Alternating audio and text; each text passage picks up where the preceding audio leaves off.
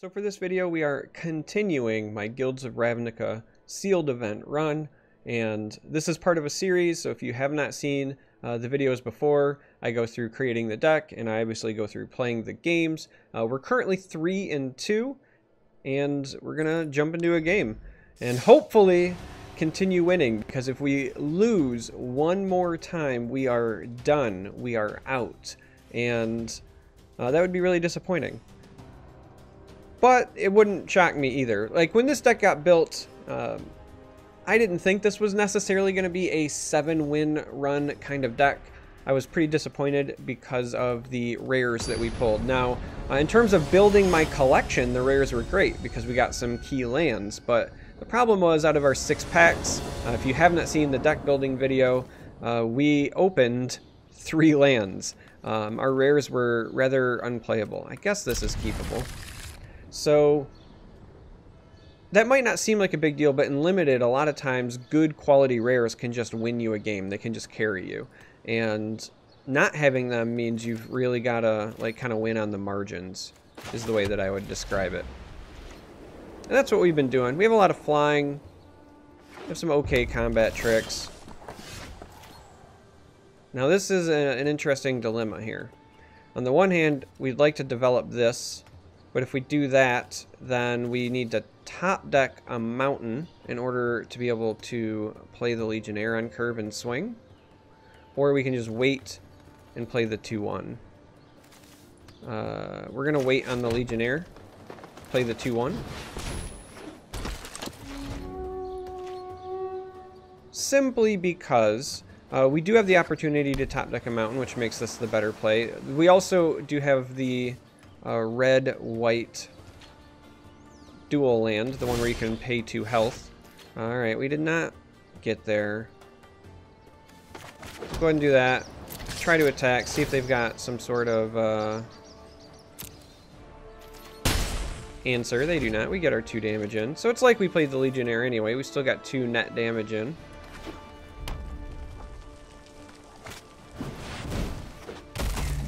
Alright, that is a Cyclops. Alright, we're gonna play the Legionnaire. And only attack with the Legionnaire right now, because we do not have enough mana to pay for this to get flying. Next turn, we may very well actually pay for that. Kind of depends on what they play. I wouldn't mind developing this. Well, that hurts my feelings. We're going to say no blocks. Now that means we don't have to pay. That's just going to be tapped. So even more so, we can develop our Centaur. I would like to develop this, but we do not have the second green, sadly. And we want to attack first, because if they have you know, some form of removal, we'd like them to use that there. Play our Centaur.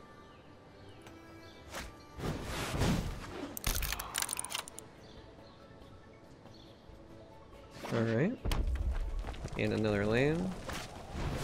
And a bodyguard. Okay. So, we do have another source of green, but sadly cannot activate it right now. We're going to go ahead and attack with this. And pay for the ability.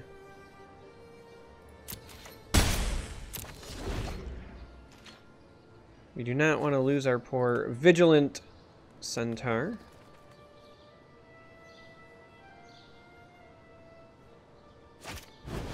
Oh. Oh gosh.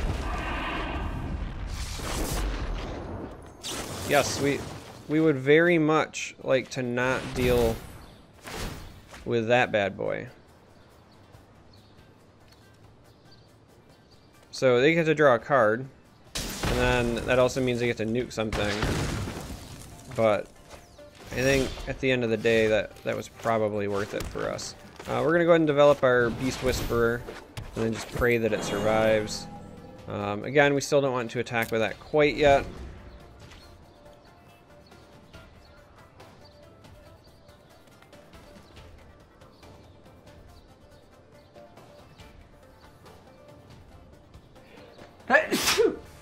Well, I tried fighting that sneeze, but I lost, so there you have it.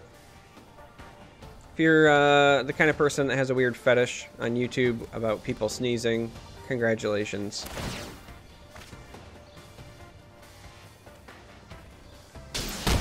Alright, so they nuke my guy and they get to attack for 7 damage because we're not going to block.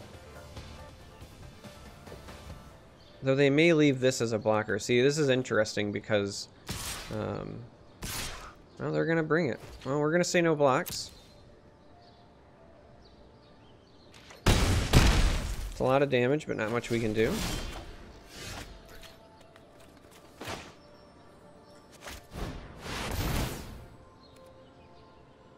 I'm going to go ahead and get in here. Draw more lands, I guess. We like lands.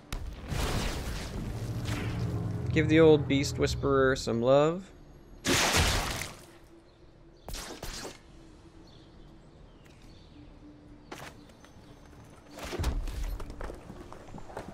Play the land that we just drew.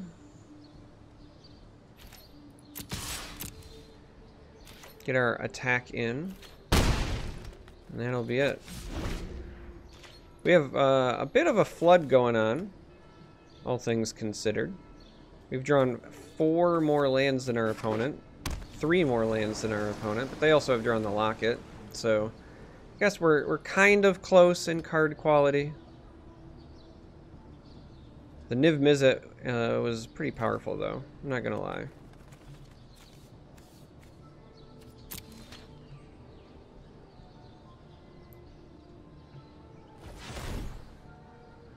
Alright, so they're doing something rather specific here, which has me a bit concerned. A Drake, solid play.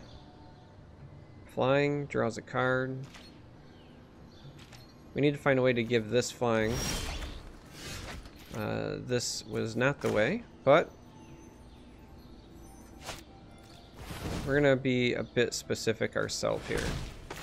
The red is less valuable than the green and white in our deck. The red is our splash, and we're hoping to draw something great off this Beast Whisperer. We're kind of hoping to just engine 2 or 3 more creatures out. That would be the ideal scenario. Alright, so we take some damage there, but we still will get the card draw effect. We don't want to use...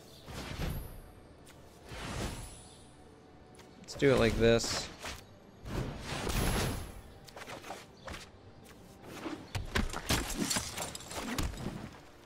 And let's go ahead and play this. So the real question is, what do we want to put this on?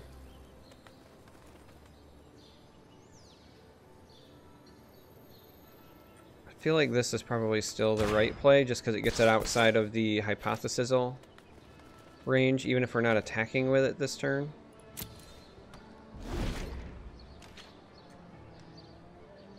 So we dug a little bit, but we're still trying to dig a bit deeper. Alright, that's problematic, because he can start paying off our 1 health things. So we'll do our best to deal with that. Plus, the flying damage is something that we just cannot race. We're on a bit of a short clock here. So we need to find flyers of our own.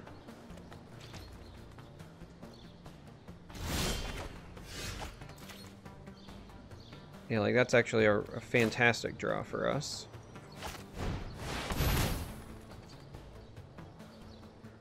That means that this can hopefully start flying and threatening. That's a pretty good draw for us as well.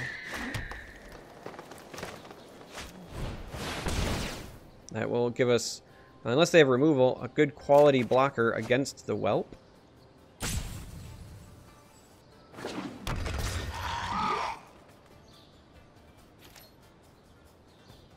Now this trades with anything, and we know that if they attack, now they may not attack with this because we have the 5/5, but if they attack, then they can nuke either one, so there's no reason, in my opinion, to not try to get value here.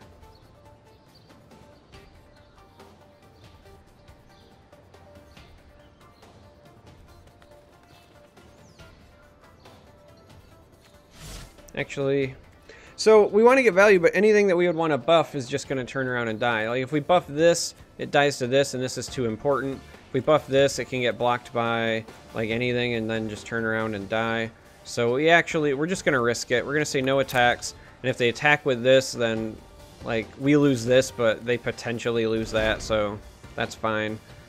We're really just waiting for the following turn so that we can rock charger on this and hopefully bring some pain.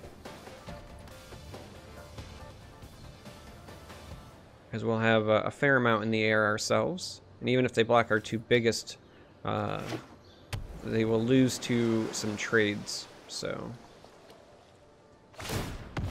they're gonna sacrifice that to draw 2 cards. They're looking for stuff that will like mobilize this the following turn.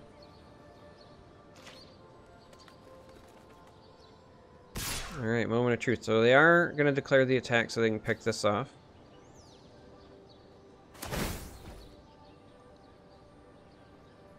So that now makes me wonder if they have a combat trick of some sort. But we're going to take this block regardless. We need those flyers out of the way as best we can. Okay. So they will potentially keep that alive, but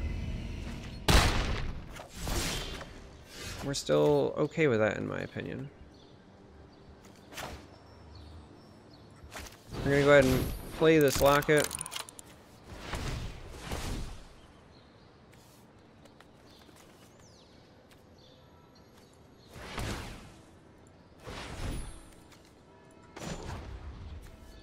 Draw cards ourselves, just in case there's something that we can play.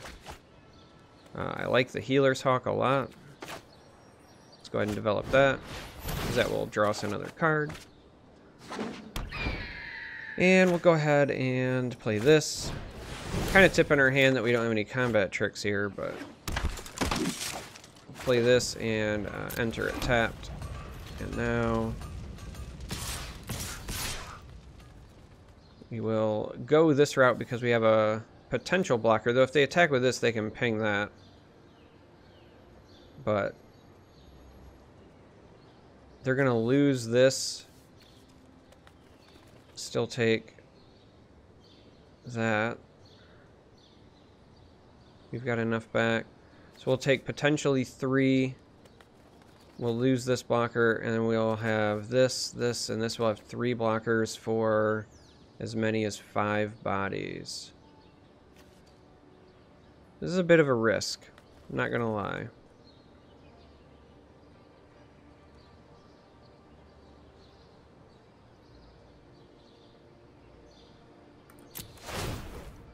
There's an argument to be made about keeping this back,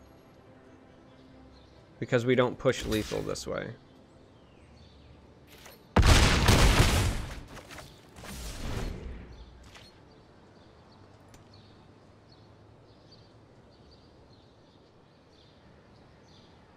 So we're essentially saying, at this point, like, they have to win this turn or they lose. So we're just hoping that they concede.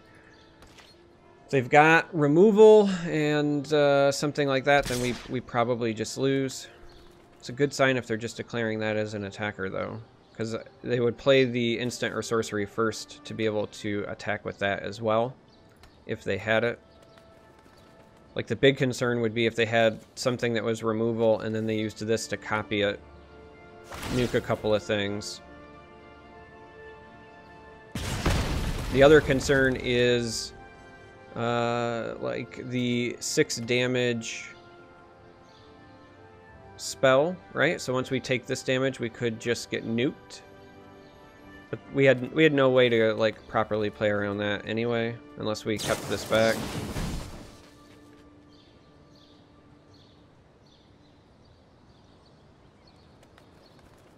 That gets us to 1. And there it is. That is game. So, unfortunately, we're going to end at 3 wins. 3 losses. A bit of a disappointment. Probably a misplay there. Again, with us... So, with not threatening lethal, we could have chose to leave the 5/5 black back, we would have had a blocker, and they likely still would have blocked our big creature. Yeah, probably a misplay. Bit of a bummer to end on a misplay as well, but them's the breaks.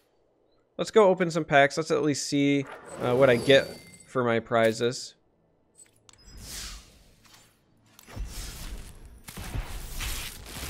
So, throughout this, there were 2 misplays that I made.